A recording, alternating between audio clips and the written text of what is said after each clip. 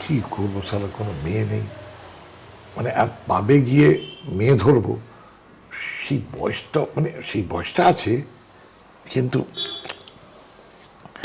চাকরি ফাকরি ভগবান জানে কোথায় কি ফেঁসে যাব, সেই সময়টা নেই।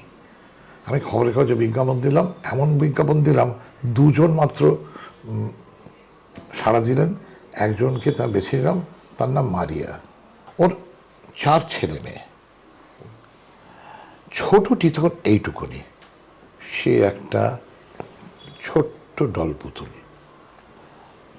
প্রথম ওর বাড়িতে গেলাম, প্রথম দেখার মুহূর্ত থেকে সেই কন্যাটি আমায় ওর কোড়ে আঙুলে পেঁচিয়ে ফেললেন।